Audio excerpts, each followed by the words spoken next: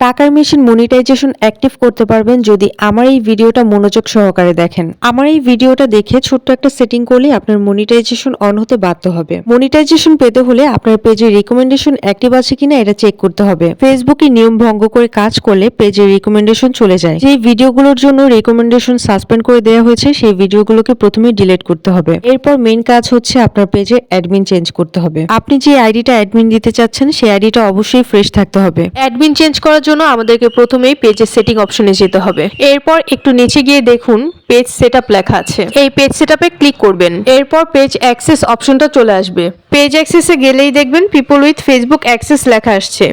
পাশে add new লেখা আছে, এই অ্যাড নিউতে ক্লিক করবেন। এরপর নিচে নেক্সটে ক্লিক করবেন। এই যে সার্চ অপশনটা চলে আসছে, এই সার্চ অপশনে আপনি যে আইডিটাকে অ্যাডমিন দিবেন সেই আইডিটার নাম সার্চ করবেন। সার্চ করলেই ওই আইডিটা চলে আসবে এবং পাসওয়ার্ডটা দিলেই আপনার আইডিটা অ্যাডমিন হয়ে যাবে। এই কাজটা করলে আপনি কোনো ঝামেলা ছাড়াই 2-1 দিনের মধ্যে রিকমেন্ডেশন অ্যাক্টিভ করতে পারবেন। রিকমেন্ডেশন অ্যাক্টিভ হলেই মনিটাইজেশনও অ্যাক্টিভ হয়ে যাবে।